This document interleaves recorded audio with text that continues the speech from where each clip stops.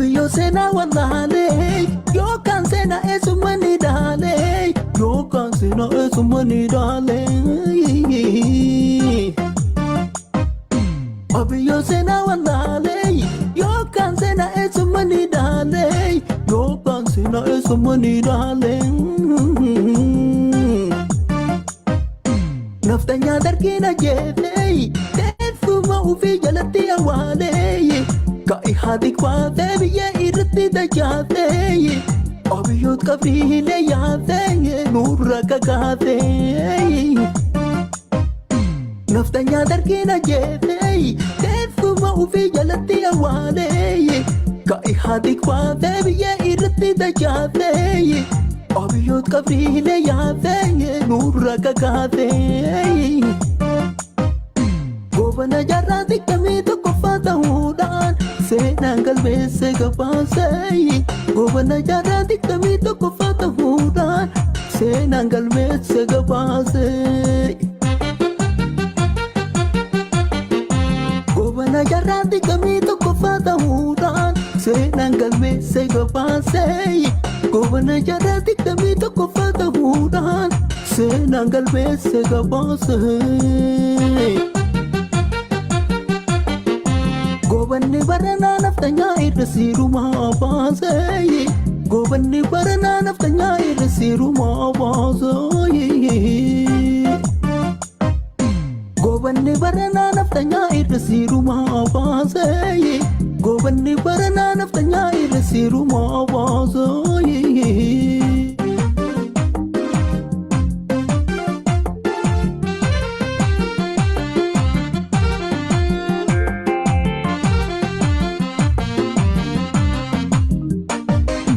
Dagahi gafin kakate ya warra amana nyate ya warra amana nyate kadiga kerof kareti angko ummatatti baate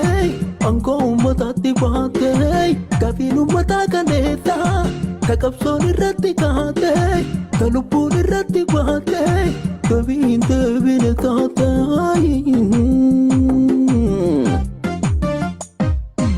Enutu deebita deebii Otiifi bineensi nyaate badhaatu isee mataate badhaadha jedhaa gabbaate tasaasa namaa mukaate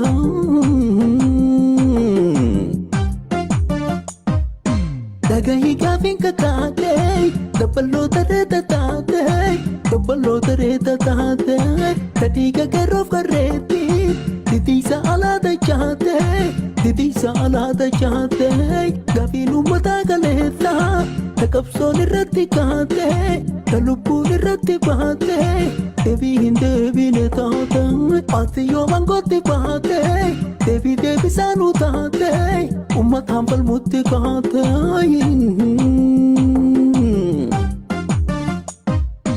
Yaa goobana har'aa goobana kaleessa uumamni keessanuu Oromoon uumamne Oromoon balleessuuf isin uumatani Oromoma keessa Erga Oromoodhaaf waan tokko hin goone maqaa Oromootiin kursii Oromoorra maal nu gootaa teessa Gaafii Oromoodhaa takkattiin deebifne deebiin isii eessa Hin deebisa jedhaa kiisii tanaafuu ta'e kiisi mataan keessa Oromoon tokkocha Oromoo kam jaarta Oromoo kam diida Waggaa lama ciiftee filannoon gadhuufnaan amma na filadhaaf karaa tolcha jette akaafaa fudhattee ganda keessa fiida tasa hin taarine filannoon dabartu sin filannuun jihida hin baratan malee batii teessanirraa barachuu hin dandeenye osoo yakkamtootaaf shakkamtoota ta'uu keessanis hin beeynu sirrooytani jennee nu isin amanne Amanaa kennalee isinii kennanne kursiirra isin kenne Amanaa kennalee karatti nyaatanii bakkaan nuuf hin genne waan dhufuu hin beeku namni waan dabarseef waan dabarte hin beekne guddifnee gattina akkana nu gootani jennee nuti nahine aadaa wanti buutii dhagaa fuuna jennee buutii lafaa fuunee matarra uf kenne Nurraa bu'i jennee warwaachuutti jirra mana jala teenne Maalteennee warwaan abuutii lafa buufnee dhagaa lafa fuunee mataa keessa dhayuu amma kanaan booda buutii fi bofallee amanuun hin ta'u duute jenne malee jarri warra biyyee arraabeetiin ka'u jarri warra biyyee arraabeetiin ka'u ishoo oola baatummeedhaa kaafaatti dhaabde nagaa buufte seenee Itoophiyaan hin hafne Eertiraan hin hafne gammachuu dhiichifne wal keessa ceceene tooftaan tantee garuu lola dhaabuu miti lola lama yeroo tokko seenuun feene lola lama yeroo tokko seenuun feene addunyaarra feeytee gargaarsa horiitiif gargaarsa meeshaalee waliin sassaabattee humna waraanaalee bakka tokko jetti walitti dachaafattee sababa kana waggaa 100 dhiitee bulcha jettee karoora baafattee turin taatuu dhiisi karoorri akkasii Haayile Sillaasee kalee galaafatte ishoo haaleessuma kana maqaa nagayaatiin addunyaa irratti argattee badhaasa hadha gaddeebite ummatuma kan kee yoo fittuu rasaasaan hojiin kan kee kun addunyaa makaleessi kenne badhaasa gaafii keessa galchee qaanesse mataansa hojii fi wallagga maqaa waraanaatti waraana leenjifte irratti bobbaafte ummata qulqulluu dubartiif daa'imman lafarraa hobbaafte isiin guyyaa tumtuu jaarri halkan tumaa maaliif sabni kenna jittuu lamedhumaa sababni isaa maali mee kana nuuf hima Hojiinis Oromoo wallaggis Oromoo ilmaan Oromooti obboleeyyan teenna hanga ati jara lafarraa duguyte nafxanyoota waliin gara keenya dhuftu maaf teenne si'eeyna ishoo artistoonni sabaa wardiyyaa sabaati nurraa hin tuqin dhiisii saba keenna yoo dhiisuu katittu rasaasa geerarsaa sirra gadi kenna Abiyyoottu loltuu Oromoo bobbaate lafarraa hobbaate jenne maqaa kan kee galmee seenaa keessa dhaloota boruutiif galmeessinee kenna yookaan atattamaan Oromiyaa keessaa loltoota kee yaafi kumaanti poostiillee osoo olteen bulin uummatarraa kaasi uummata dammaqe uummata hubbeeke uummata wal beekee intarneetii cufuun ukkaamsuun basaasaan amantii fi kutaan gargarii qoqqootte bulchuu hin dandeettu hidhaa fi rasaasaa kun furmaatan ta'u gaafilee deebisaa nama hidhuu dhiisaa akka hiitan gadhiisaa nama tumuu dhiisaa warra tumtan kiisaa kafixxa rasaasaan gumaa namaa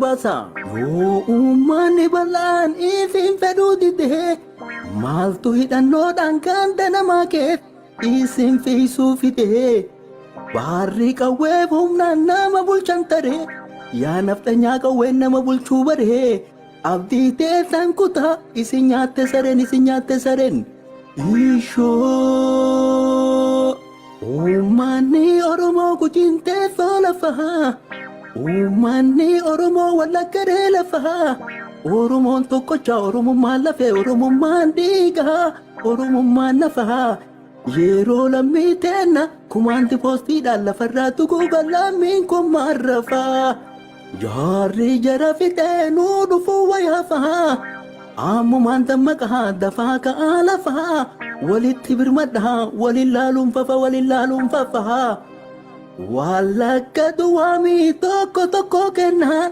gargar nu qoqqootee nu caccabsuuf cufa yoo dhaabsisuu baannee jaarri itti fufaa miidhaan wallaggaa fi gujii irra deemu baraaqee kennas boru deemee dhufa ishoo adabadhaa ta'a lakkisaa yaagantu waa'een bilisiginna dubbii lamaan galiin isin hin galtu yaa holotii baddee holola dhoofina hoolaan gaafa qalanka samii agartu bishaan quluun jige haguma dhaqqabde silaafuu ol qabdaa ka jige hin hartu osoo keessan beeyne wacan guddisina akkuma kaleessaa dogoggoruu maltu ulaa banaa hunda manuma seetanii Goda jawwee seenuuf silamaaf jarjartu. Bilisiginnaan baanaan dhaaba goobanoonniif naftanyoonni dhaabde aangootti dacha'uuf tooftaadhaan daldaltu. Qilleensi ammaa kun obombolettiidhaa dhagaamu karaa sadiiroo hin agartu. Ofirra gattaa keessa raafamina bubbeen dabartu. Yoo gattaa uutidha obombolettiidhaan boodaree dhabamtu. Galaana bubbisu dambalii furga'uun markaba daddaaku yaabbachuun hin ta'u. Bilisiginnaan kunis osoo hin dhaabatin daddaakutti jira itti hin tuutina. Kuwaan lafa dhayu. Gommaan jala dho'ee motorri gubate titee jira ka'u. Ka Oromoo taate tokkollee yaabbatin. Markabichi kun Oromiyaa keessa deemuu hin danda'u. Ishoo. Yor kubbaa butee lammaa harkaan gahee lammaan kubbaa butee gara Abiyyi dhahee Abiyyi rukute kubbaan goolii ta'ee jarri foorfeen bahe. Akkana taphatee geeba laakkochiise taphataan wal ta'e osoo jedhaa jiru hadha gaddachaana yoo nuti walirru. Diinni kubbaa dhahee nutti gaddeebise akka kubbaa hulaa ta'e na gubbaa taphachuutti jiran hin agarre marru. Malli ammaan tana daddafee nu baasu. Taphataa hatta dirree kubbaas dhabnee haa jijjiirru. Tooftaa diina keenya galee ofirraa cabsine tokkummaa uummata onnee saba keenya surrii saba keenya daddafnee haa qarru. Tokko keenya gargar nu qoodanii nu mo'achuuf malee akka taankiif jeetti nu mo'uu hin dandeenye hin beekan jirru. Jijjiiramni dhufee shakkii tokko qabu akka ajaa'ibaa kanatti hiitaa dhufe. Erguma masaraa mootummaa keessa lukaan seene sirna nafxanyaatiin butameetiin dhufe. Abiyyi Oseenaa gaaffii Oromoodhaa akka kaleessa kaate ta lubbuun Oromoo kumaaf kitila nyaara tokkoof qixxee irratti hobbaatu. Osoo hin deebisin mulaa irratti isee uumaa Oseenee mulaa gadi cufee sirna nafxanyaa dhaqabii keessaa waan nafxanyaa tokkotti harka qabee kaasee dabalamaa jechuun dhagaa harka kaayee hulaa jalaa banee nutti gadi yaasee hiriira nu baase. Hin dagate malee hiree nafxanyaatiin hiree Oromootu aangoo isa baasee addunyaa irratti maqaa itti godhee Noobeeli badhaase. Kana duwwaa miti qabsaa'ota cimaa warra qabsootan fuuldura furgaase. Warra aangoo irraa ofii gadi bu'ee aangoo isa baase akka Dr. Lammaa Magarsaa warra diina raase akka Xayyiba Hasan kaan aangoo irraa buuse kaan bakka irraa kaase. OPDO duree aangoo ol deebise warra lamaan kalee aangoo irraa harcaase. Nafxanyoota hedduu kaawwan ofii martee kaan of jala dachaase.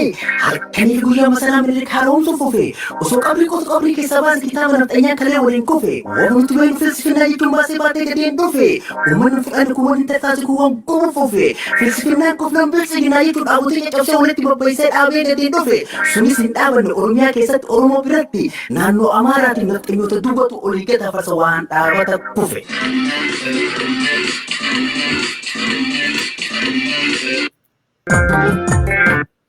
Ashamaa daawwattoota keenya kun daawwachaatti kan jirtan tamsaasa kallattiin isiniif darbaatti kan jiru Oromoo Diyaaspooraa Miidiyaadha. Oromoo Diyaaspooraa Miidiyaa guyyaa har'aan dhimma gabaabduu tokkoon qabadhee dhimmi koos keessumaa haala yeroo ammaa kana marsaalee hawaasummaa irratti argaatti jiru bu'uura godhachuun waan tokko lama kaasuudhaaf kan hin dhufe guyyaa har'aatti sa'aatii 2 fuulduraa dargaggoo Lammii Beenyaa waliin wal beellamnee turre. Haa ta'u garuu rakkoo gama teknikaan nu mudateen irra deddeebinee yaallus itti milkaa'uu hin dandeenye waan ta'eef isa kana of qoltiin isiniin gaafadha. Kanaaf amma Lammiin hin jiru jechuudha keessummaa koo kan ture. Kanaaf kallattiidhaan garuu waan isin beellameef ishuu yookiis immoo mata duree addaa tokkoon isinitti himuu barbaade. Keessumaa haala yeroo ammaa jiru kana keessatti biyyi keenya haala akkamii keessa jirti yookiis immoo sadarkaa maaliirra jira kan jedhu irratti wantoota garaagaraa kaasuun ni danda'ama. Haa ta'u garuu kamiin olitti wanti yaachisaa baay'ee dhiphisaa ta'e immoo dhimma koronaa vaayirasiidha. Koronaa vaayirasiin yeroo ammaa kana lammiilee addunyaafis ta'e biyyoota gurguddoodhaaf yaaddoo fi sodaa guddaa ta'eera. Inni kun immoo nuyis akka sabaattis ta'e akka lammiitti yookiis akka biyyaatti baay'ee nu dhiphisa. Isa kanaaf egaa namni martiyyuu kallattii isiniif danda'ame hundumaan akka of eeggattan asumaan dhaamsa qophii kooti. Haa ta'u garuu isa kana keessatti raaganni tokko jiru garuu maaliif raagame akkamittis beekuu danda'anii kan jedhu garuu gaaffii guddaa namatti ta'a. Haa ta'u garuu akka tilmaamota jirutti keessumaa gama ardii Afrikaa jechuun biyya keenya Oromiyaa Itoophiyaa dabalatee namoonni miliyoonota hedduutti lakkaa'amanii lubbuudhaan darbuu ni malu otoo tarkaanfiin tokko yookiis yaaliin tokko isaaniif hin gaggeeffamiin kan jedhu dhaabbileen garaagaraa ifoomsaatti jiru yookiis qondaaltonni garaagaraa ifoomsaatti jiru ardii Afrikaarraa jechuudha. Haaluma wal fakkaatuun biyyan ani jiraadhu yookiis immoo muraasni keenya jiraannu kana keessa jechuudha. Biyya Ameerikaa keessatti immoo namoonni 100,000 hanga nama 200,000 vaayirasii kanaan lubbuun isaanii wareegamuu ni danda'a kan jedhu shakkiin tokko lama jira. qondaaltonni olaanoon biyyittii sadarkaa White House yookiis immoo sadarkaa Trumpitti yookiis Koongireensiitti akka taaksi foorsii yookiis immoo wanna kanaaf fala dhooftuu ta'anitti waan isaan amanis waan guddaa hubachaatti jirra. Garuu akka namoomaatti wanti gaaffii namatti ta'u tilmaamni kun yookiis predict kan isaan godhan kun gaariidha. Haa ta'u garuu predikshinii kana akkamitti argachuu danda'an yookiis akkamitti beekuu danda'an inni kun naaf akka dhuunfaa kootti gaaffiidha. Haa ta'u garuu gara yaada ijoo kootti kan hin darbu yaadni ijoo koo inni guddaan jalqaba irratti akkuma isiniin beeksisee lammii beenyaa argachuu hin dandeenye. Haa ta'u garuu waan tokko qofan isin beeksisuu barbaada. Namni kamiyyuu kallattii nuuf danda'ame hundumaan of eeggannoo jabduu gochuu qabna. Keessumaa dhimma vaayirasii koronaa kanaa waliin wal qabsiisee jechuudha. Lubbuu hedduun gaaga'amaatti jiru. Haga ammaatti qabeenyaa hedduunis akkasuma barbadaa'aatti jiru. Biyyoonni aanga'oon gama biyyoota lixaa jechuudha. Western countries warri jennu dhimma kanaaf aarsaa hedduu jabduu kaffalaatti jiru. Inni kun immoo amma miila fageeffateeyyuu biyya keenya keessa ga'eetti jira. Biyya keenya keessatti immoo akkuma beeknu eegumsi fayyaas ta'ee wantoonni jiran maal fakkaatu ni jedhu immoo eenyuu keenyaafiyyuu ifadha. Kana irratti egaa baay'ees wal falmuu yookiis immoo tarsiimoof imaammata kana qabna jennee waan wal fuuldura dhaabbannu inni guddaan Waaqayyo Rabbi guddaan saba keenya haa eeguun dhaamsa kooti. Biyya kam jiraanniyyuu haala kam keessa jiraanniyyuu dhimmi kun harka Rabbiiti kan jiru. Ogeessonni yookiis immoo saayintistoonni dhimma kana irratti fala dha'uudhaaf wantoota garaagaraa gochaatti jiru.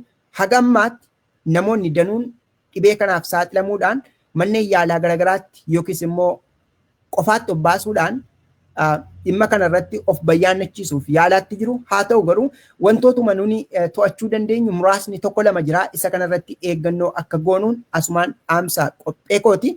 Haa ta'u kallattiinaan isa kana faana wal qabatee dhaamsi koo mootummaan biyya Itoophiyaa bulchaatti jiru yookiis mootummaan bilxiginnaadha.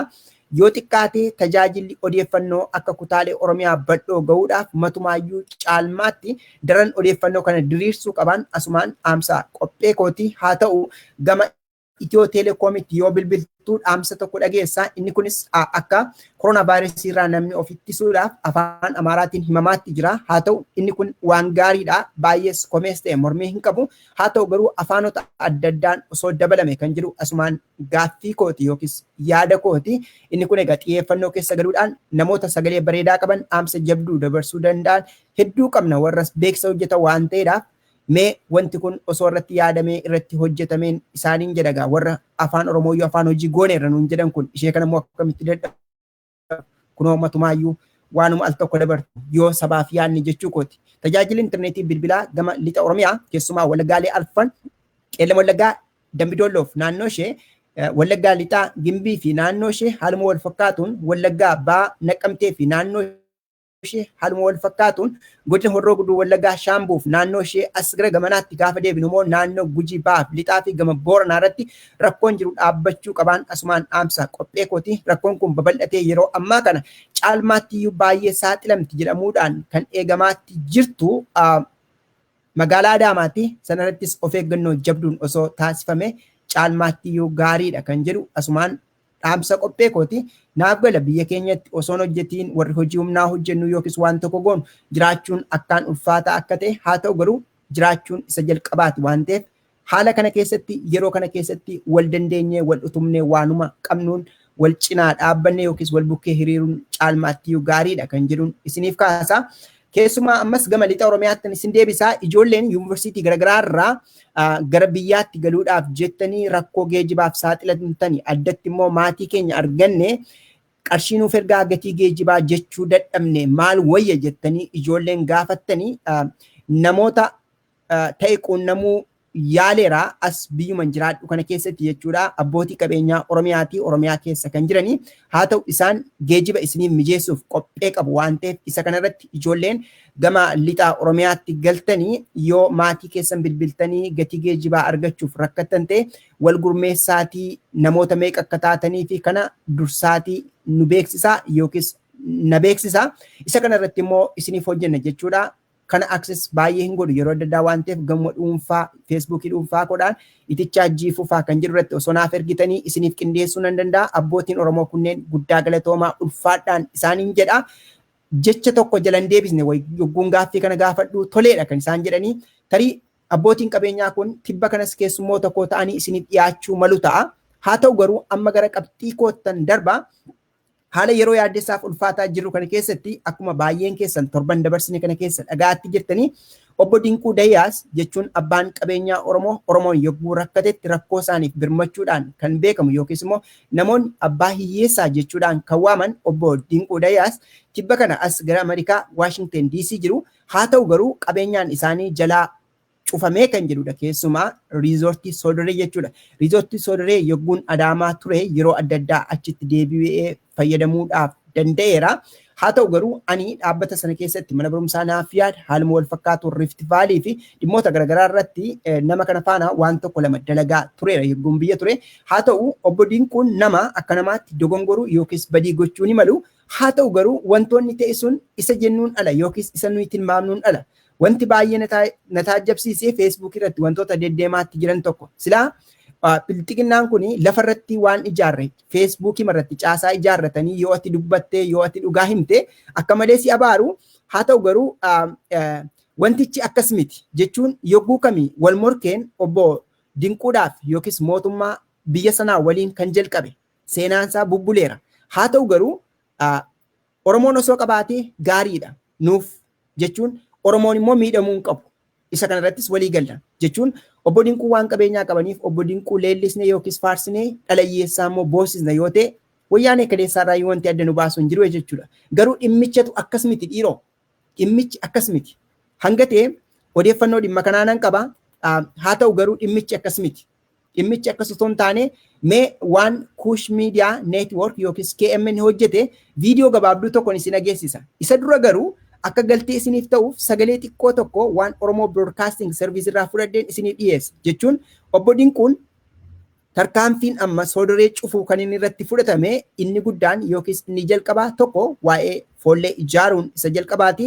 Inni lammaffaa immoo rakkoo gama lixa Oromiyaatti mudate waliin wal qabsiisanii abbootii gadaa waamanii haasofsiisuu isaaniiti jechuun eessatti Soodoree haasofsiisanii rakkoo kanarratti mootummaatti iyyachuu qabnaa akka abbootii gadaatti ani akka abbaa duulaatti jechuudhaan dhimma kanarratti inisheeshinii mataa isaanii fudhatanii yookiis kaka'umsa mataa isaanii fudhatanii obbo Dinquun waan danuu deemaniiru. Haa ta'u garuu wanti afarfamaaf jedhamaatti jiru adda. Mee waan Kuush Miidiyaa Neetwoork yookiis KMN irraa fudhadhe kan Habtaamuu Tasfaayee hojjete jechuudha. Odeeffannoon ani qaburraa adda miti. Meebii akkaataa nuuni itti naareet goonu yookiis dhiyeessinu adda addummaa qabaachuu danda'a ta'a. Haa ta'u garuu wanti sun naaf ta'eera odeeffannoo masanan qaba sabateedhaafi. Kanaaf mee yoo barbaachisummaa qabaate dhimma kanarratti obbo Dinquullee dubbisuu dandeenya. Haa ta'u garuu mee kallattiidhaan waan obbo Dinquun yeroo darbe dubbachuudhaan amma sababaa ta'e kana xiqqoo isheen isin ageessisa. Isa booda immoo kallattiidhaan waan Kuush Miidiyaa fudhannaa daawwanna namootaaf qoodaa. Oromoon yoo qabaate Oromoon yoo ikoonomikaalii Oromoo impaawar goone yookiis qabeenyaan yookiin dinagdeedhaan jabeessine caalmaattiyyuu Oromoon jabaachuu danda'a. Kan nu nyaatuuf nuuf nyaatu adda baafachuun immoo waanuma gaariidha jedhee yaada. Kanaaf mee kallattiidhaan waan akka galtee taate waa'ee foollee sana siniif kaasaa dubbii maal jedhu kan obbo Dinquun yogguu sana dubbatan kan mootummaa akka malee rifachiise. Xiqqoo ishee daawwan. Isa booda immoo waan Kuush Miidiyaa naannoo daqiiqaa 20 wayii naareet godhee odeeffannoo gara qabxii 5 fudhate sana isinan dhageessisa. Ammaaf garuu waan OBS yeroo murtaa'e fuuldura dabarsee tokkoon xiqqoo ishee isin dhageessisa. Isa booda wanti kun hagam wal fakkaata. Qabatamattis obbo Dinquurraa namni kamiyyuu dhaga'uudhaa dandeessu. Obbo Dinquun garuu abaaruurraa yookiis wannoo gochuurraa of qusataniiru yeroof. Haa ta'u garuu dhugaan jirtu maal fakkaattiidha? Meegaa viidiyoo kanaan xiqqoo ishee fudhadhee iddoo masalatoon sin agarsiise hedduu natti tola.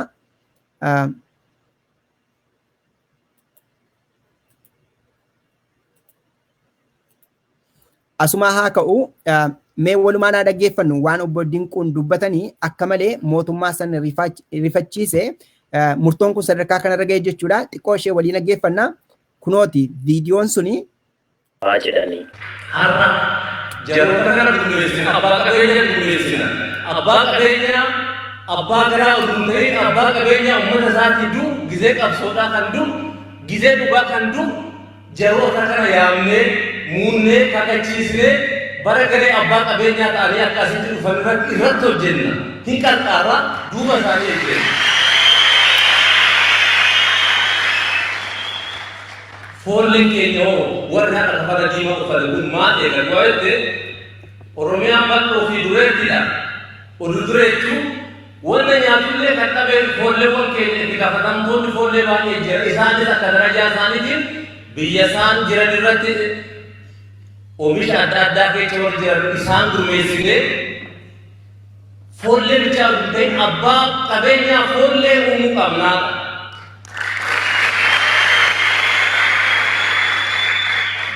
Kaayoo biraan qabu erga caasan abbootii gadaa abbaa duulaa jedhee na uume ani immoo abbaa duulaa kumaatamaan lakkaa'amu abbaa qabeenyaa uumuu qaba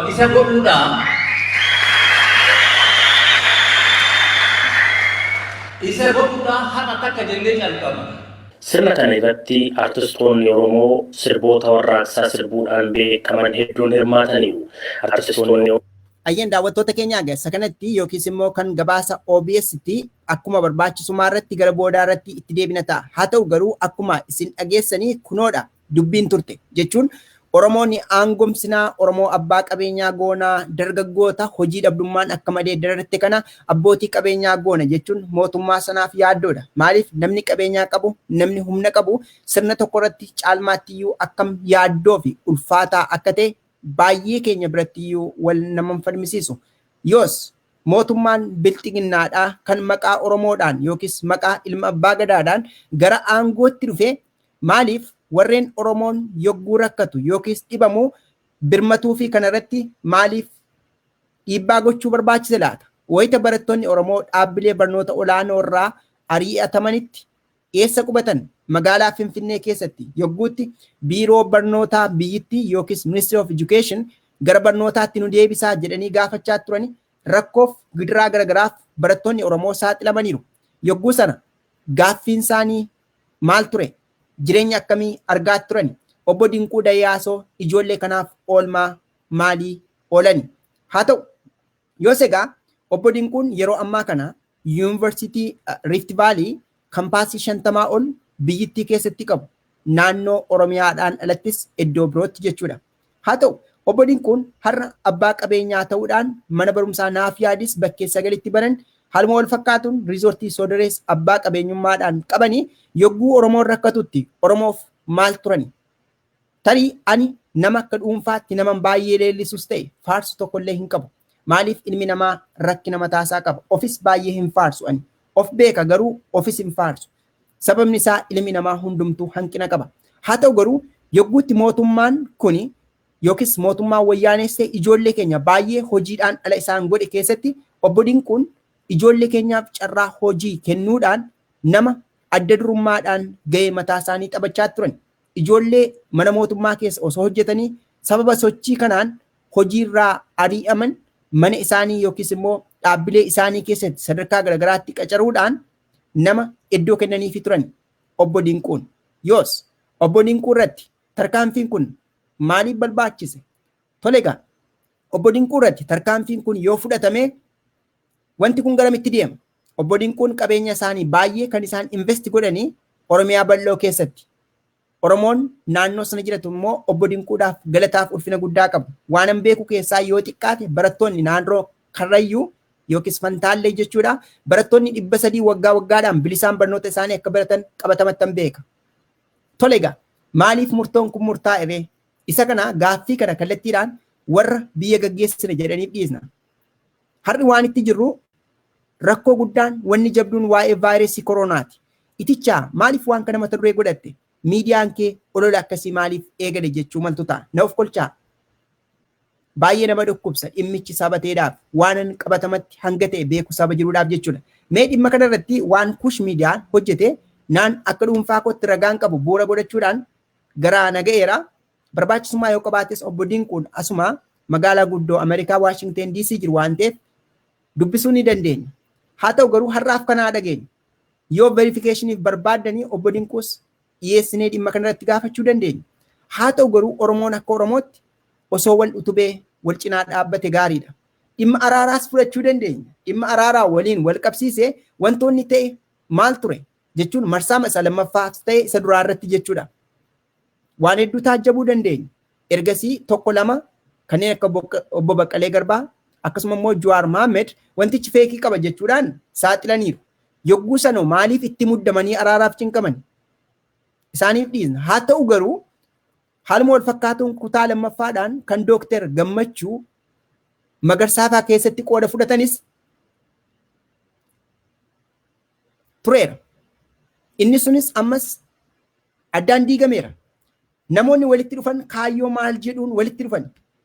Isa kana irrattis Profeesar Bamudiin Alii jechuun abbaan qabeenyaa yookiis hundeessaan Open 2020 as biyya Ameerikaa keessa jira. Magaalaa ani jiraadhu jechuudha. Minneapolis St. Paul keessa. Tarii isaanii yoo dubbisne maaliif wanta kanatti galtani maaltu isin kakaase? Isa jedhu yoo gaafanne waan jedhan qabu. Namoonni murtaan abbummaadhaan mootummaa faana dhaqaniitoo assaayimentii wayii fudhatu. Qaamota ta'etti immoo achiis diriirsu. Maali nama kamitu nageenya barbaada waan ta'eef namni kamiyyuu oo nageenyaa jedhanii dhimma kanatti galu. Akkaataa kanaan namoota meeqa warra Oromoo gidduutti seenaa gaariidhaan beekaman maqaa gaarii qaban akkaataa kanatti faalaa jiraa jechuudha. Sirni biyyattii bulchaatti jiru. Maarreen egaa isinis waan gabaasa KMN kana daawwadhaa akka barbaachisummaa isaatti garuu waan dura dhageessan sana OBS irraa isinifan dhiyeessa. Haa ta'u guddaa galatoomaa an itichaa guddataan ture. Maarreen egaa kallattiidhaan waan KMN jedhe waliin haa daawwannu. Isa sanarra dhaabattanii jajimentii keessan yookiis murtoo keessan kennuu dandeessu. Namoota keenya biyyoota garaagaraa haala garaagaraa keessa jirtan Waaqayyoo Rabbi guddaan isin waliin haa jiraatu. Dhibee bara kanaarraa nu oolchee waan boor ta'uudhaaf deemu immoo nu agarsiisuun isiniin jedha. Yeroo adda addaa namni bakka itti dhalate amantaa hordofu seenaa mataasaa maatii irraa dhufe dudduubbee mataasaa qaba. Haa ta'u garuu Oromoof Oromummaan dursa argachuu qaba jechuudhaan yeroo adda addaa yogguutti waan nutti fakkaate beekumsa xiqqoo qabuuf hubannoon xiqqoo qabuun isiniifan dhiyeessa. Tarii sana keessatti dogongorri jiraachuu ni mala. Naaf kolchaa. Haa ta'u garuu dhimma Dooktar Milkeessaa Miidhagaa mudate waliin wal qabsiisee yeroo biraa seenaan haa dubbatu jechuudhaan callisnaa garuu ijaaramsi sun akkam ture jechuun isiniifan dhiyeessa. Fakkeenyaaf obbo Shimallis Abdiisaa, obbo Taakkalee Uumaa, obbo Taayyee Danda'aa, Dooktar Milkeessaa Miidhagaa, obbo Haayiluu Addunyaa, akkasuma immoo obbo Kabbadee Disaasaa baay'ee isaanii faana nan baradhe. Yuunivarsiitii tokko waliin barree jechuudha. Ijaarsi sun akkam ture? Okay. Dhuguma oolmaan Wallaggi saba Oromoodhaaf oole akkas turee dhiiroo. Ani yuunivarsiitii irraa bahee biyyan ani barsiisummaadhaan irratti hojjedhee kabajaaf ulfina guddaa itti argadhe namoota baay'ee kabaju magaalaa Shaashamaneeti jechuun aanaalee naannoo sanaa deemsaa deemeera. Kanneen akka Kofolee yoo jette, kan akka Daabbaa, kan akka Kokkosaa, kanneen akka Gadaba Saasaa, kanneen akka Qoree, kanneen akka Arsii Nagallee, kanneen akka Wandoo Gannat fi naannoo sana danuusaa jechuudha. Tole boo Oromoon kunoo baay'ee wal jaallata. Namoonni keenya iddoo kanatti yoo dhaqxe aanaalee kana hundumaa irratti nagarta. Galanni uummata Wallaggaa maaliif akkas ta'e? Waa malee sareen hinduttuu mana duuba waa jiraa jedha Oromoon. Walitti hidhaamuu jechuudha yeroo adda addaa labsama. Qaamni qaama isaa kan hin taane saba biraatti hidhaame saba isaa kan ta'e Oromoo yookiis wabootti araaramuu maaliif dadhabe? Gaaffiidha. Jechuun ani akka Oromootti ati eenyu jedhan Oromoodha inni tokko Oromoodha jedhee Oromootti araaramuu kan hin dandeenye ani saba biraatti akkamitti araaramuu danda'e? Rabbiif jedha sammuu nagaa yaadame dhiisaa dhiiroo. Maal egaa amma koronaan kun feexaa nu godhee nu deemsamini akkasitti yaadaa akka tole yoo akkas ta'e maaliif ree? Tole guddaa galatoomaa mee kallattiidhaan obbo Dinquu Dayyaasii fi mootummaa sana gidduutti maal hojii wal dhabdeen akka malee uumamte sanuma sin daawwachiisa. Saba keenyaafis Waaqayyoo jira, biyya keenyaafis Rabbi jira. Kallattii dandeenye nageenyaaf tasgabbii waan gaarii biyya keenyaaf haa yaadnu. Ulfaadhaa wal morkiin obbo Dinquu Dayyaasiif akkasuma immoo mootummaa biltiqinnaa gidduutti maaliif akkaan jabaate? Obbo Dinquun gibiras ta'e taaksiin tokko illee narra hin jiru kaffaleeraa jedhu. Mootummaan immoo waan hin jirre jiraataa godhee haasa'a. Silaa lafarratti kan sabaaf ta'u gama dinagdeenaanis ta'e siyaasa waan ijaarame hin jiru. Feesbuukii irratti ijaaranii yoo ati dhugaa dubbatte moggaasi qabsiisu. Maal egaa ni hannee dhiiroo? Haa ta'u mee ulfaadhaa mee dhaamsa kanaa waan Habtaamuu Tasfaayee dalagee waliin daawwanna. Isa booda murtoo keessan kennitu jechuudha. Ulfaadhaa gara dhumaa irratti asinitti deebi'a. Galata guddaa argadhaa. Mee tasgabbii maan daawwadhaa waan Tasfaayeen akka Kuush Miidiyaa Neetwoorkitti hojjete. Tasfaayee guddaa galatoomii odeeffannoo kana walitti qabdee dhiyeessuu keedhaaf anis odeeffannoo ati qabdu kanan qabaa. Guddaa galatoomii mee kan Tasfaayeen jedhe walumaan haa daawwannu.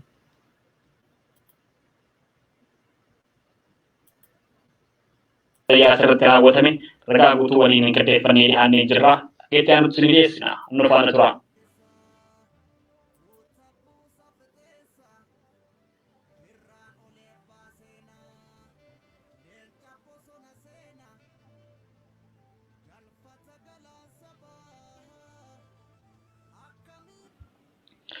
Tibba kana cufamuu hoteelaa fi riizortii Soodaree dhageenyaan maaltu ta'e jennee duuba irraa kaanee qorachuu eegalle.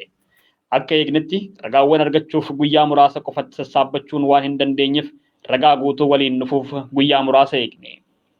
Rakkoo nageenya yeroo ammaa akka biyyaatti fi akka Oromiyaatti jiru kan furuudhaa fi kaka'umsuma mataa keenyaatiin yookaan immoo abbootii gadaatiin mariin hundee jalqabe baatii tokko ol.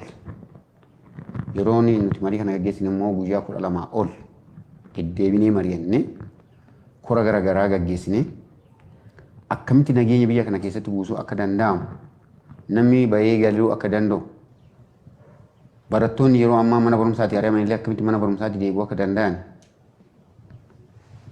abbootiin qonnaan bulaan illee oomisha isaa akkatti oomishuu danda'u oomisha illee akkatti galfachuu danda'u yeroo ammaa kana immoo waraana garaagaraatiin uummanni kan dararamaa jiru kana akkatti dhaabbachuu danda'u uummata irraa maal akka barbaadamu abbootii gadaa irraa maal akka barbaadamu mootummaa irraa illee maal akka eegamu. Rakkoo tokkoffaan mootummaa fi abbaa qabeenyaa obbo Dinquu Dayyaasoo walitti buusee asirraa eegala. Haala amma biyya keessatti deemaa jiru irratti mala maluu fi waan uummata isaaniif tolu mari'achuuf murtee dabarsuuf abbootiin gadaa Oromoo walgahii qopheessan. Walgahii isaanii irrattis waan mootummaan amma uummata addaan qoqqooduudhaan komandii poostiin bulchaa fi waraana gaggeessaa jiru irratti murtoo isaaniitiin akka balaaleffatan ibsan. Rakkoo uummata keenya mootummaatti iyyata dhageessisuu qabna. Uummanni keenya bahee galuu dadhabee buna isaa keessatti ajjeefamaa jira. Ooyiruu isaa keessatti ajjeefamaa jira. Qe'ee isaatti mana isaatti ajjeefamaa jira. Kanaafuu rakkoon kun furmaata argachuu qaba. Kanammoo mootummaatti dhiyeessinee sadabballeen goodaa cululuqsee dhadhaa dibee ol dabarsu sana akkas akka hin taane dubbiin achi jiru fokkisaa ta'uusaa mirga namaa kan sarbu ta'uusaa warri qaamaan argine warri keessa jirru itti himuu qabna. Kana itti himnee immoo falasaa faluu qabnaa jenneetu koreen tokko ijaarame. Kana malees mootummaan yoo gocha isaa kanarraa hin dhaabbannee fi nagaa buusuuf adda durummaan hin sochoone akka uummata isaanii kakaasuun mirga isaaniif falmatan akka godhan ibsan. Har'a uummanni keenya gadi bahee ol galaa hin jiru. Nageenyi immoo waa hundumaaf bu'uura. Jireenya ilma namaatiif nageenyatu bu'uura. Bakka nageenyi hin jirretti waa tokkoyyuu gochuun hin danda'amu. Ilmi namaa waan hundumaa keessaatii jalqaba ulfina isaatii eeggamuutu irra jira. Haati ilmaa yeroo isheen itti salphatteedhamu. Intala ishee wajjinitti safuun badee wal bukkee ciibsanii wal bukkeetti gudeedan. Kun baay'ee kan nama gaddisiisu kanatti nu salphise nu qaanesse.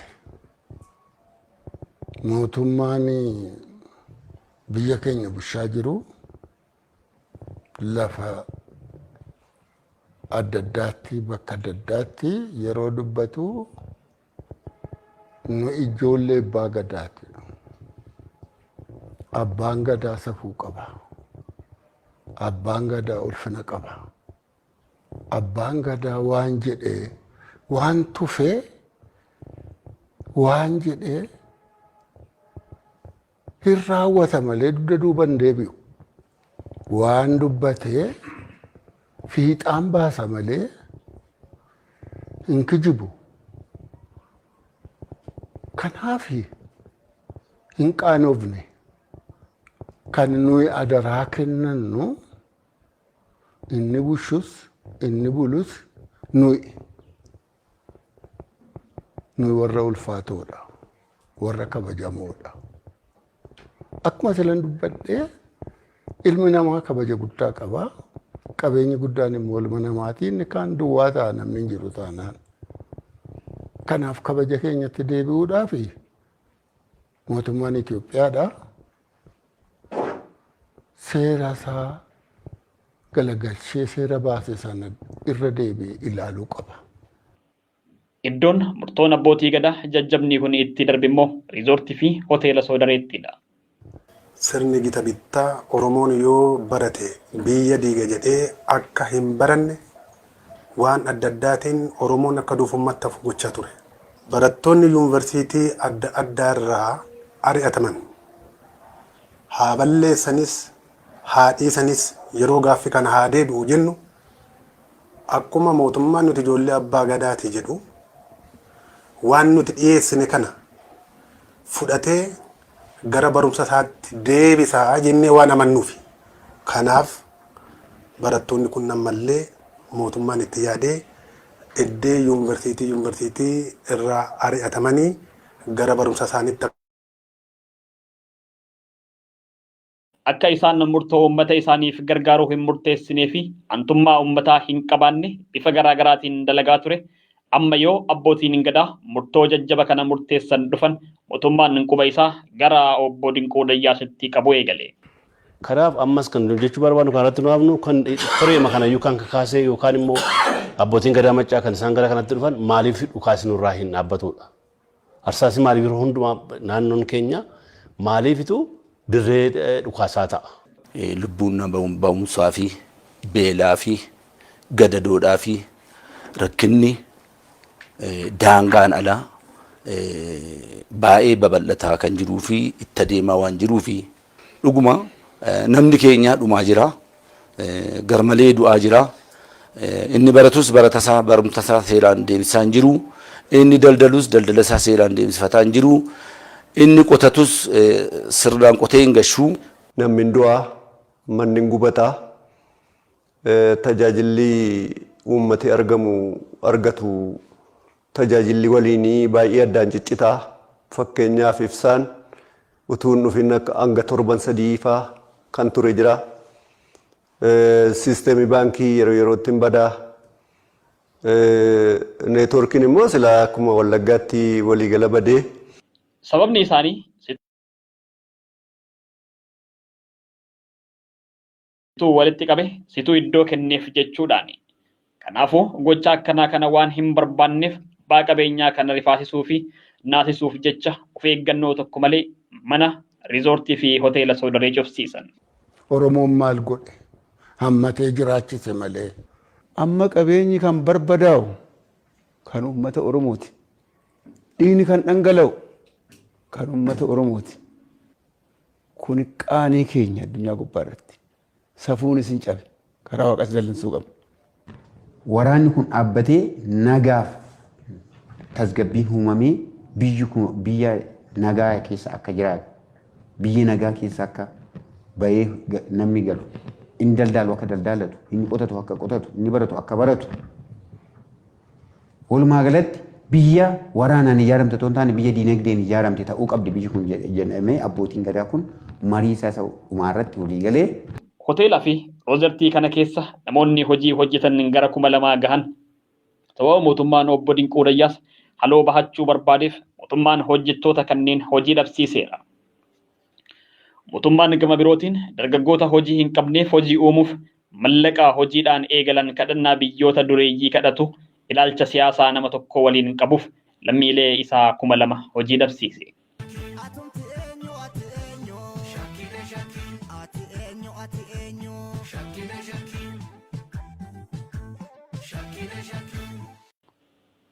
Sababni lammaffaan qarriffaa mootummaa keessa abbaa qabeenyaa Oromoo obbo Dinquu Dayyaas seensise ijoollee Oromoo yuunivarsiitii garaagaraa irraa ari'ataman 400 iddoo bultii dhabanii Finfinnee keessatti rakkachaa turan walitti qabuudhaan mana jireenyaa yeroodhaaf itti boqotanii fi nyaata isaanii kennaniif. Mana qofa kennanii fi hin dhiifne ijoollee Oromoo Oromummaa isaaniitiin manneen barnootaa olaanoo biyyattii garaagaraa keessaa ari'atamanii carraan barnootaa isaanii itti golgolaa'ee ture lammata ija bananiif. maatii barattoota waggaa dheeraa ofiif hagabuu bulanii ijoollee ofii barsiifachaa turanii gaafa ijoolleen isaanii yuunivarsiitii irraa ari'ataman laftiif samiin itti dhiphatte hamilee cabuu ilmaan isaaniitiin boqoo cabanii turan lammataa hamilee horanii mataa ol qabachiisan.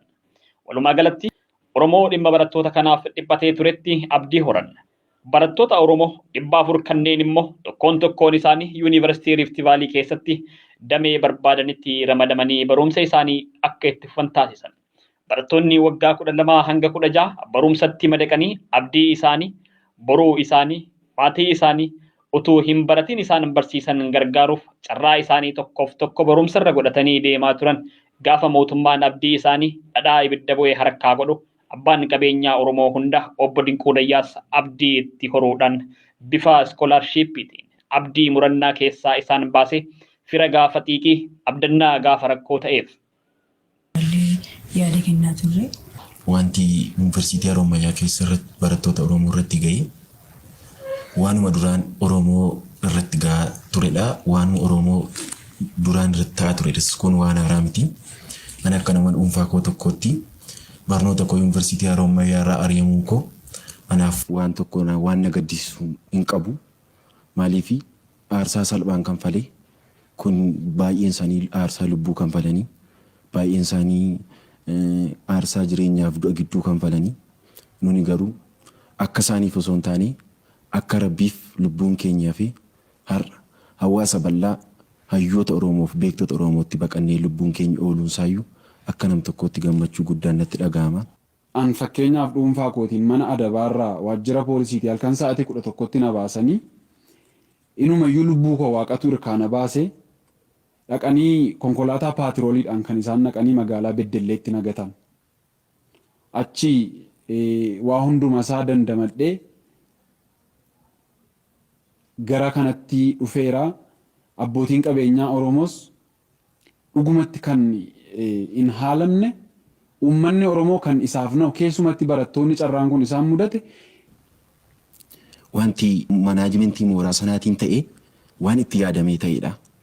Yeroon siin jedhu taateen Oromiyaa keessattii fi biyyuma Itoophiyaa jedhamtu kana keessatti ta'u barataa Oromoo kan obsa dhowwate ture bara baranaa kana keessa ispeeshaalii taateen uummata Oromoo irratti ta'u yoo teessee ilaaltu barnoota barachuu miti nyaata nyaachuullee hagas jibbisuutti hin gahaa ture.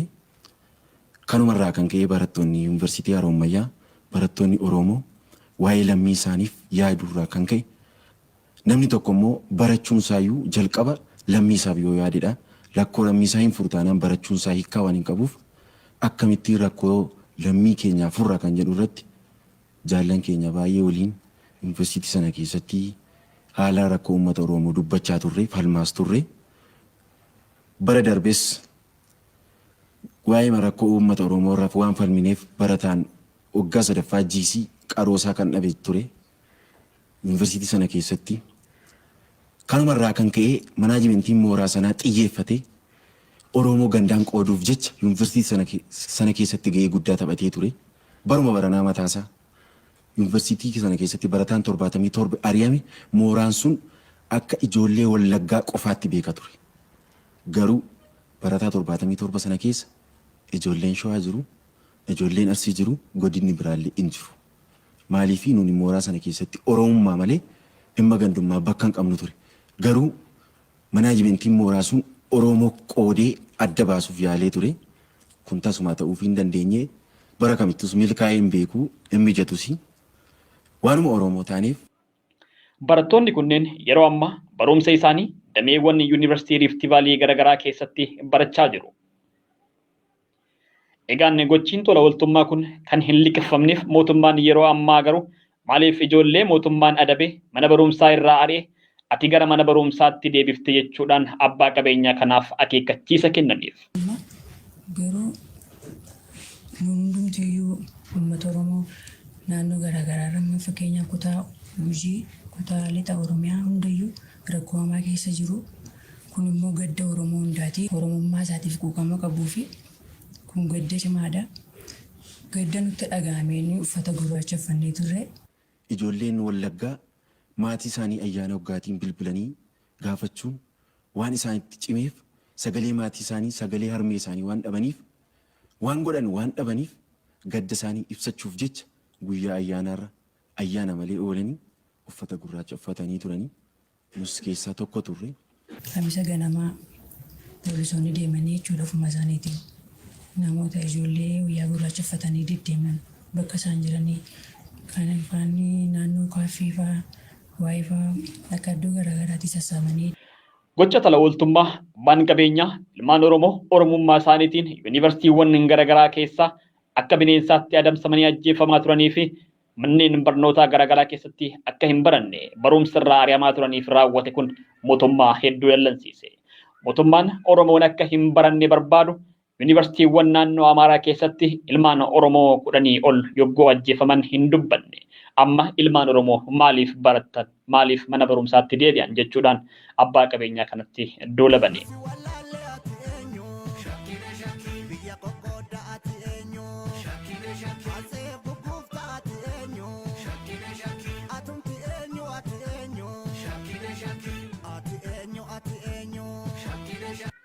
Sababni sadaffaan mootummaan akka obbo Dinquu Dayyaas irratti fuulleeffatu taasise foollee jettee ijoollee dargaggoo leenjiste waraqaa eenyummaa kennitee fi bittinsi jechuudhaan eegala. Asirratti wanti uummata Oromoo yaadachiisuu barbaannu bara hamtuu tokkodha.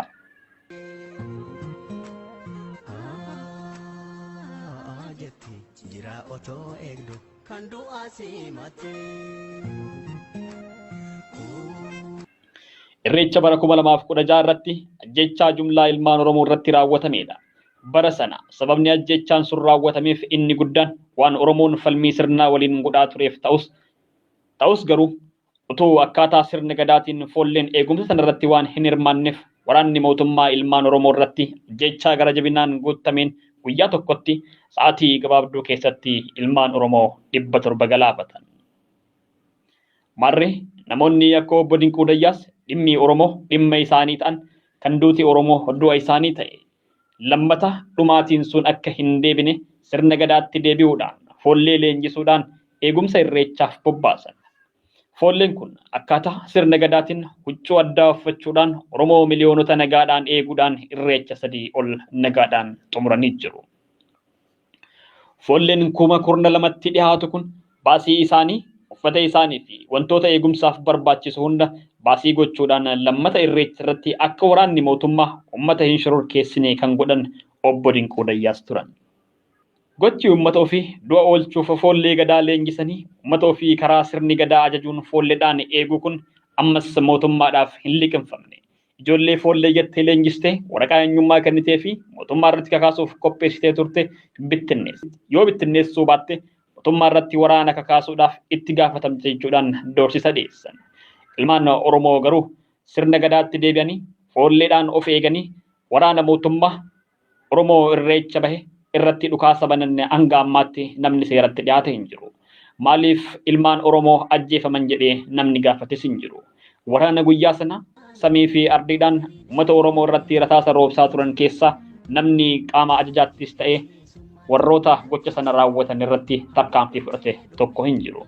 Maarree duuti kuni ilmaan Oromoo irraa haa hafu. Ilmaan Oromoo sirna ittiin waliigan qaban, sirna ittiin bulanis qaban, sirni sunis sirna gadaati. Sirna gadaa keessatti immoo namni Oromoo diina irraa dhorku yookiin seera kabachiisuu fi iddoo garaagaraatti waan kana raawwatu foolleedha. Kanaaf foollee leenjisnee Oromoo ittiin eegsifachuu qabna. Oromoo gidduu qawween seenuu hin qabu. Oromoon marga jiidhaa qabatee, siqqee qabatee, bokkuu qabatee, laga bu'ee irreeffatee deebi'uu danda'a jedhanii foollee leenjisanii kan bobbaasan obbo Dinquu Dayyaas mootummaadhaaf akka waan foolleen kun mootummaa irratti duuluudhaaf qophaa'aniitti ilaalameeti ijoolleen kun akka bittinnaa'an gaafatamaa jira. Kanaanis doorsisni garaagaraa isaan qaqqabee jira.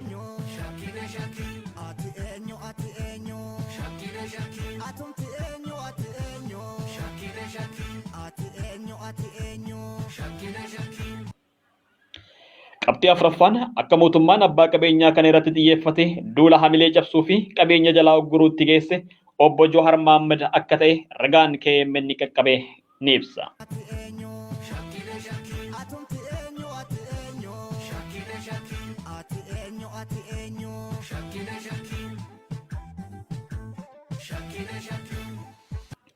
Walitti dhufeenyi obbo Jawaar Mohammadii fi abbaa qabeenyaa obbo Dinquu Dayyaas mootummaadhaaf madaama goleeti. Yaadaan baaragu kanaaf sababa itti soquudhaan gargar fageessuuf xiyyeeffannoodhaan irratti dalagu. Jawaariin ni jabaadhu namicha kana buqqisuutu nurra jira ani si duubaan jira jetteerta. Kanaafuu mootummaa kana kallattii garaagaraatiin kuffisuudhaa hanga fonqolchuutti deemaa jirtu jechuun akeekkachiisa adda addaa kennaniif. Maarree mootummaan yeroo ammaa biyya bulchaa jiru kun mootummaa qabsoo namoonni akka Jawaar Mohammadii fi qeerroon Oromoo 5,000 ol itti wareegamaniin aangootti bahee ta'uu irraanfatame har'a namoonni kaleessa qabsoo keessatti gara fuulduraatti deemanii fi namoonni Oromoodhaaf aantummaa agarsiisanii yeroo rakkoo Oromoo cinaa dhaabbatanii gaafa xiiqii Oromoof abbooman gaafa xiiqii Oromootti gaaddisa ta'an har'a mootummaa kanaaf diina ta'anii jiru. Sababni cufamuu soodaree afraffaan isa kanadha.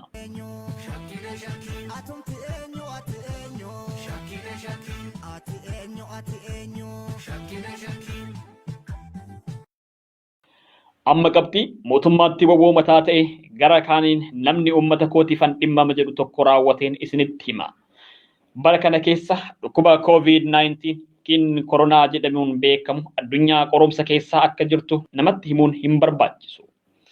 Wanti akka addaatti kaasuu barbaannu garuu yeroo mootummaan ilmaan Oromoo gargar qooduudhaan duula komaandii poostitiin bulchaa jiru kanatti sababa nageenyaa eegsisuu jedhuu fi ragaa waraanaa bilisummaa Oromoo ugguruuf jedhuun intarneetii fi bilbila addaan citee jiru kanatti sodaan uummata Oromoo inni guddaan utuu uummanni hin dhagahin yoo dhukkubni kun achi gara lixa Oromiyaa seene dhumaatii dhufu akkamitti to'achuun danda'ama sodaa jedhudha.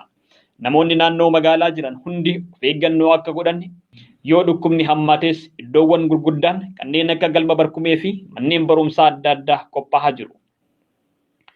Naannoo lixa Oromiyaatti garuu wanti tokkoyyuu hin raawwatamne. Kana kan hubatan firri gaafa rakkoo uummata Oromoo hundaa obbo Dinquu Dayyaas uummata lixa Oromiyaatiif yoo rakkoon hammaate kan keessa qubatan dukkaanii 100 fi konkolaataa hospitaala isaaniitiif bitanii turan ambulaansii 2 gara lixa Oromiyaatti ergan. Dhimma kanaan mootummaan uummata waan hunda irraa kutanii jilbiiffachiisuu yaadaniif waan obbo Dinquu Dayyaas isiniif hin jira jedhaniif hedduu dallanan. Ati arjoomuu yoo barbaadde mootummaatti kennite mootummaatu ramada malee ati dhuunfaadhaan garas erguu hin dandeessu. Kan akkas gooteef warra siyaasaan deeggartu gargaaruudhaaf jechuudhaan gocha uummata ofii baraaruu abbaan qabeenyaa Oromoo Dinquu Dayyaas godhan kana dallansuudhaan akeekkachiisan.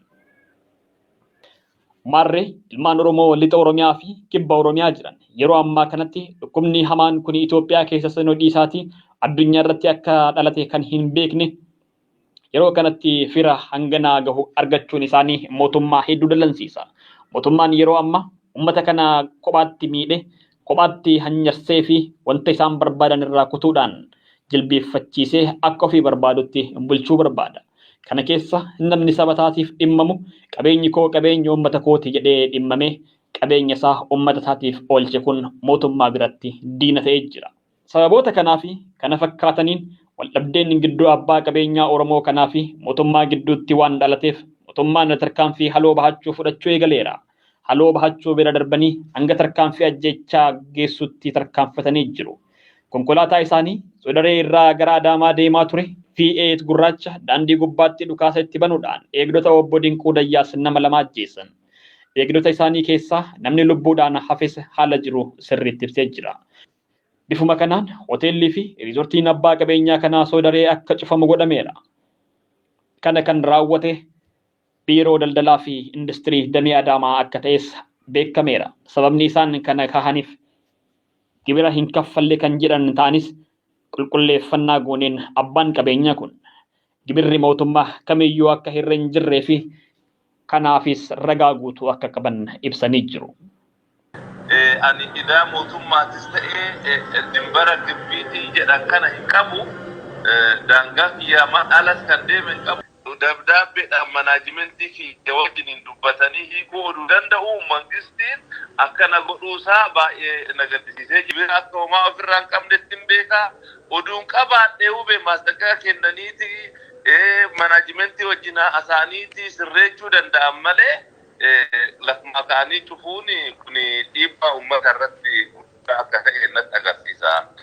Egaan kabajamtoota hordoftoota daawwattoota Koosh Miidiyaa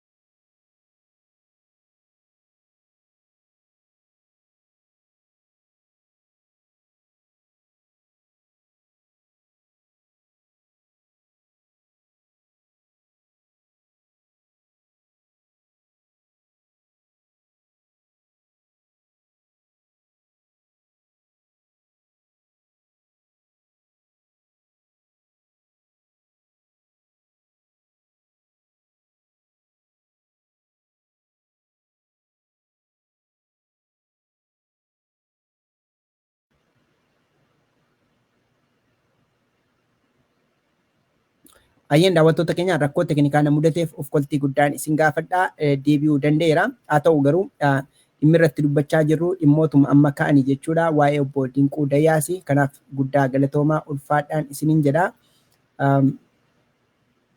Meega yoo naaf eeyyame sirba tokkoon isin afeera waan obbo Dinquu Dayyaasii irratti fuulleffate jechuudha. Mee sana daawwannaa tarii rakkoo teknikaa na mudate yoom furuu danda'e.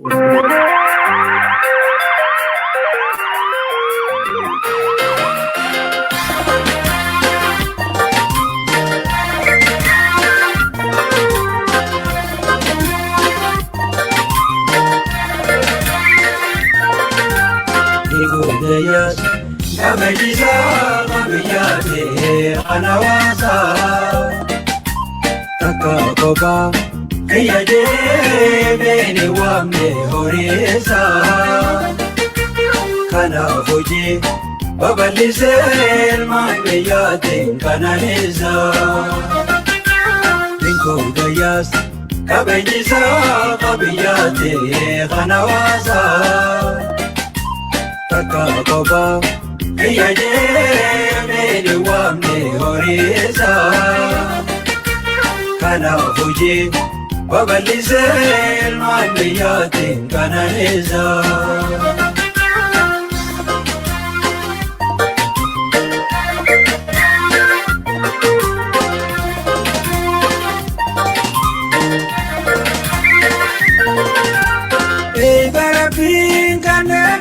Bagana ganama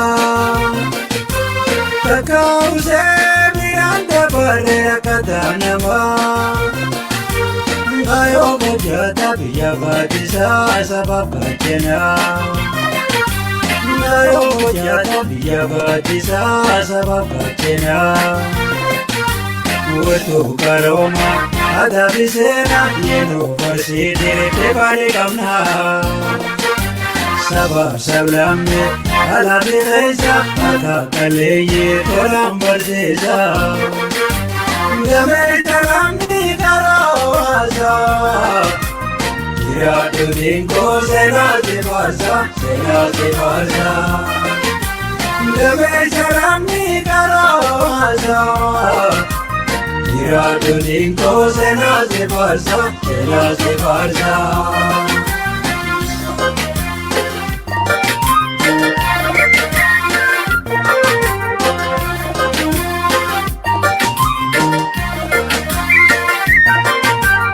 Dinquu Dayyaas Kabajisa Kabiyate Anawasa Taka Koba Kiyade Beni Wamne Horisa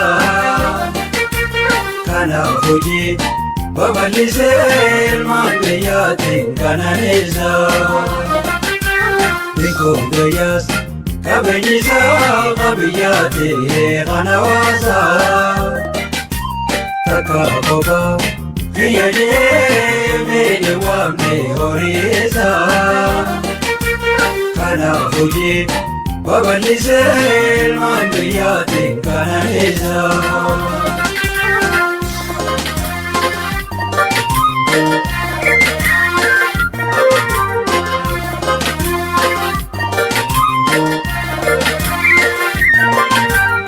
Isa Kabami Bayane Kute Abanga Benya Basa Muradi Aduga Madale Biya Bakenya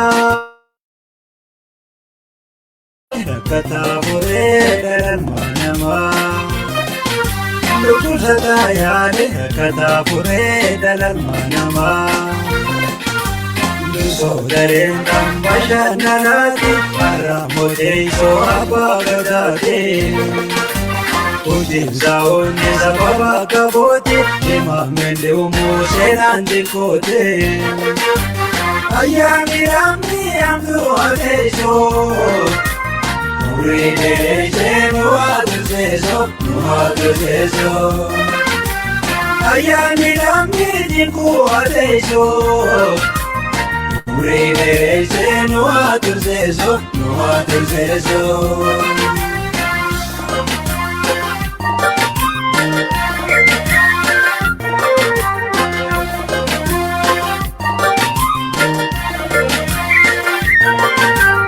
Ikudayas kabajisa kabiyate anawasa takakoba iyaje beni wamne horisa kana fuji babalise mabiyate kananeza Ikudayas kabajisa kabiyate anawasa Takaboba, iyaje beni wamne kanana uji el maniyati kananeza Weellisaa Abdul Salaam weelluusaaf guddaa galateeffanna. Jalqaba irratti akkuma isin beeksisne keessumaa akka odeeffannootti yookiis immoo madda galteetti yookiis immoo seensarratti kan fayyadamne weellisaa Umar Sulemaan ture. Umar Sulemaanis weelluusaaf guddaa galateeffachaa amma kallattiidhaan egaa odeeffannoo armaan olitti dhaga'aatti turtan Kuush Miidiyaa Neetwoork yookiis KMN irraadha kan fudhadhe. KMN Habtaamuu Tasfaayee guddaa galatoomi jechaa amma waan obbo Dinquutti matumaayyuu dubbii jabduu taate keessa dubbii isaan dubbatani kan hin jedhee jalqaba isiniif kaase keessa tokko waa'ee Oromoo empower gochuu gama dinagdeedhaan kan jedhu obbo Dinquun dubbataniiru. Kun immoo matumaayyuu obbo Dinquun akka mootummaa biratti bifa adda biraadhaan ilaalamaniif kan karra saaqe keessaa isa tokko. Maarreen egaa obbo Dinquun Oromoo gama empower gochuu gama dinagdeedhaan kan jedhu wayii tokko kaasaniiru. Inni sun immoo mootummaa sanaaf rifaatuu guddaa ture. Haaluma wal fakkaatuun addatti immoo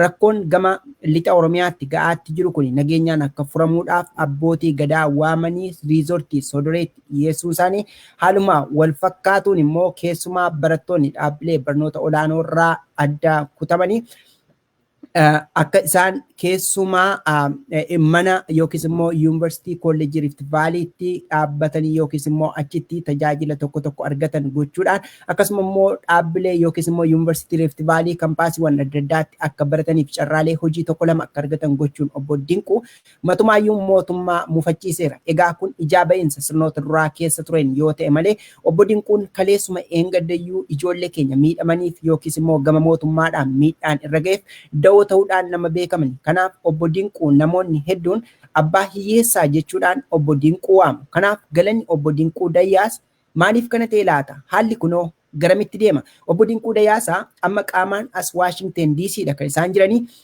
Maarreen dhimma kana faana wal qabsiisee obbo Dinquun yoo barbaachisummaa qabaate dhimma kanarratti koomentii magodhu garuu dhimmichi nageenyaaf tasgabbiin akka furamu dhaamsa isaanii isa guddaa akka ta'edha obbo Dinquun kan isaan dubbatan.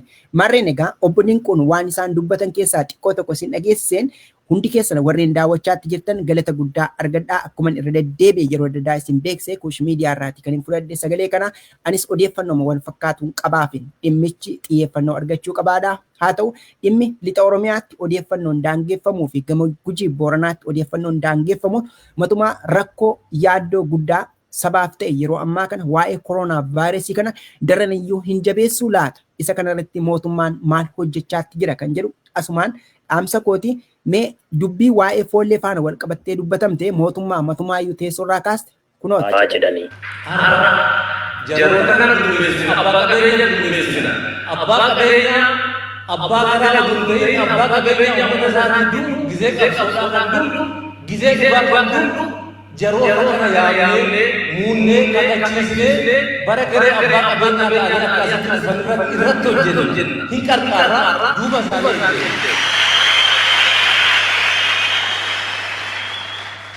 Foolleen keenya warra kana diimaa maal jedhee Oromiyaan maal dureedha oduu dureetu wanta nyaatee foollee keenya gafadhamtoonni foollee baay'ee jiraa nyaata darajaa isaaniitiin biyya isaan jiran oomisha adda addaa keessa jiran isaan gurmeessee foollee bichaa guutee abbaa qabeenyaa foollee uumuu qabnaa.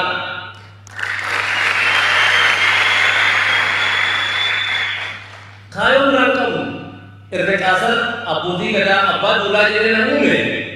Ani immoo abbaa duulaa kumaatamaa lakkaa'amu abbaa qabeenyaa uumuu qaba. Isa godhuudha.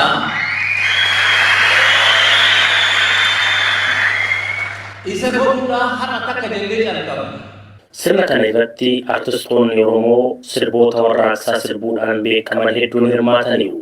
Artistoonni Oromoo umurii isaanii guutuu gaaffii mirgaa Oromoon qabu irratti sirboota qabsoo weellisaa turanis deeggarsa argachuu akka qaban himani. Artistoota keenya kan dhugaadhaan saba keenya qafaan dhugaadhaan kan dhiigi isaanii gaggale isaan miira isaanii irratti hojjennu waddeenya amma dhaabnu kuni gurmaa'ee wal gargaarsa ikoonomiidhaan warra wajjin ta'uu qaban isaan irratti hojjennu. Egaa sana ta'ee hundi keenyaa walii galla. Dhaabni qabu Oromummaadha. Dhaaba gadaa jalatti dhaabuudha. Dhaaba kana abbaa duudhaa jalatti dhaabuudha. Aangoo abbootiin gadaa kennanii wanta ta'e mirga qabdan ana jalatti dhaabbatanii qabeenya keenya. Abbaa qabeenya Oromiyaa guutuu uummata Oromoo ta'uu qaba.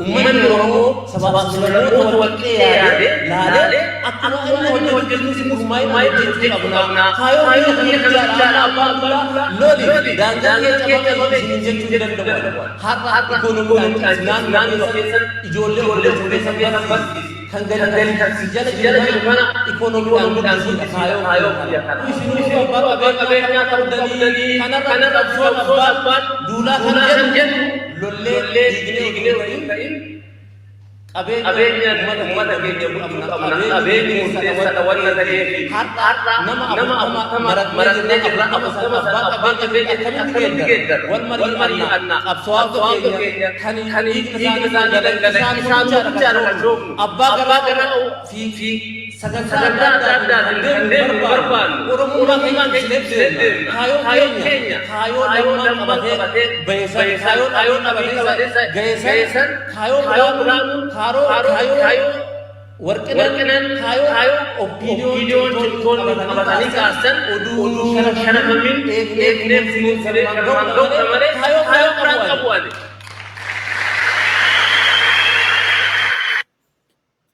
Ayyan daawwattoota keenya egaa akkuma dhaga'aatti turtanii dubbii kana dubbataniiru. Dubbiin kun immoo egaa isaan abdii guddaadhaan kan isaan eegaa turanii abdiin sun abdii ta'ee hin argamne. Kun immoo uummatumaayyuu gidduu isaaniitti wal morkee guddaadha kan uume. Inni kun immoo uummatumaayyuu mootummaa sana akkaan mufachiisee akka jirudha. Saba kanarraa kan ka'e yeroo ammaa kana riizoortiin Soodoree cufameera jechuudha tajaajila kennaatiin jiru. Maarreen egaa dhimmoota kanarratti kan hin fuulleffadde asumatti raawwachuudhaaf hin dirqama. Maarreen warreen kutaalee addunyaa gama yookiis immoo iddoowwan adda addaa jirtan waa'ee saba keenyaa keessumaa gama lixa Oromiyaa irratti odeeffannoo dhabuudhaan rakkachaatti jiran yookiis immoo miidhamaatti jiran carraa kanaan akka bira dhaabbachuudhaan sagalee taatan asumaan dhaamsa kooti. Maaliif dhimmi kooroonaa vaayirasiidha yeroo ammaa kana biyyoota warreen lixaa yookiis western countries warra jennu dabalatee addunyaa guutummaatti raasaattidha kan jiru. Akka qondaaltonni yookiis immoo dhaabbileen adda addaa ibsanitti dhibeen kun namoota miiliyoona olitti lakkaa'aman ardii Afrikaa irraa ajjeesuu ni mala yookiis lubbuudhaan gaaga'uu ni mala jedhu.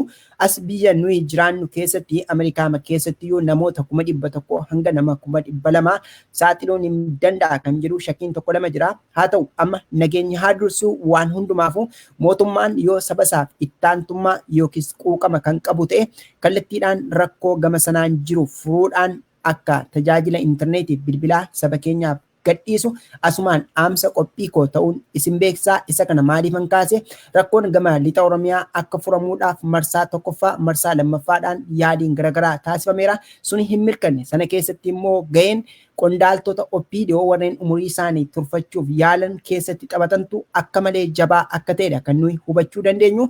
Isuma kanaaf egaa anis kallattiidhaan dhimma obbo Dinquu Dayyaas maturree godhachuudhaan kan hin achi as isiniif dhufee jechuudha. Maarreen egaa isinis waan daawwattan irraa akka odeeffannoo gaarii argattan abdiin godha.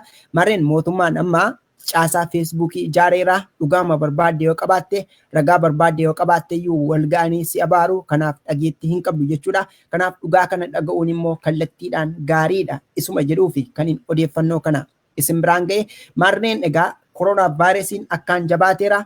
Jabaadhaa of eeggadhaan isinin jedha. Mootummaan dhugumatti itti quuqama sabaa qabaatteeti waa'ee obbo Dinquun qabeenya namootarraa saamaniitu sin dhiphiseera yoo ta'e maarree isa kanaaf fala kennaan isinin jedha. Rakkoo gama lixa Oromiyaa jirtuyyuu isaan wanta sanaafiyyuu fala kennuuf ijoollee gama sanaayyuu barsiisuu irratti kan isaan carraaqanii isinoo maal gochuudhaaf ergamni keessan kan jedhu asumaan gaaffii isa guddaadha. haa ta'u keessumaa dhimma Dooktar Milkeessaa Miidhagaa aangoorraa kaafamuu fi poolisiidhaan barbaadamta jedhamuusaa waliin wal qabate dhugaan qal'attuyyuu hin cittu isa jedhamudha. Keessumaa gandaan namoota ijaaruun kun akka malee jabaate galanni warra Wallaggaa akkas ta'eeti kunoo amma tajaajila intarneetiis ta'e bilbilaa dhabuudhaan kan maatii keenya erga sagalee isaanii dhageenye baatiiwwan lakkoofsisanii amma waggaan ga'aatti jira. Isa kana keessatti yeroo garaagaraa irra deebinus dubbiin keenya dhageettii tokkollee dhabe. Sababni isaa mootummaan nu dhaga'uuf qophee miti. Inni kun maali? Fakkeenyaaf kanneen akka pirezidaantii bulchiinsa mootummaa naannoo Oromiyaa kan ta'e obbo Shimallis Abdiisaa, kanneen akka Taakkalee Uumaa, kantiibaa magaalaa Finfinnee kan ta'ee fi isaan jala kan jiran kanneen akka Taayyee Danda'aa yookiis immoo kanneen akka Kabbadee Disaasaa, Haayiluu Addunyaa fi danuun isaanii jiru. Isaan kun akkaataa kamiin ijaaraman jechuun ijaarsa keessatti haa ta'u namni hundi al tokkotti bulchaa ta'uun gaariidha, biyya hoogganuun gaariidha, ogummaaf hubannoo waaqayyo namaaf kenneen inni kun gaariidha. Nam tokkos al tokkotti abbaa qabeenyaan ta'u, nam tokkos al tokkoon biyya hin bulchuu isa kanatti namanna. Garuu dhugaan saba keenyaa, miidhaan saba keenyaa akkasitti ilaalamuu hin qabuun asumaan dhaamsa qophee keenyaati. Waan hordoftaniif galata guddaa argadhaan isiniin jedha. Waa'ee wal morkii mootummaa Bilxiginnaa fi obbo Dinquu Dayyaas abbaa qabeenyaa Oromoo yookiis abbaa hiyyeessaa Oromoo jedhamuun nama waamaman irratti qophii fuulleffanne ture. Kuush Miidiyaa KMN Habtaamuu Tasfaa'ee guddaa galatoome odeeffannoo keedhaaf. Yeroo biroo qophii biroodhaan walitti deebina. Guddaa galatoomaa an itichaa guddataan ture. Yeroo gaarii nagaatti.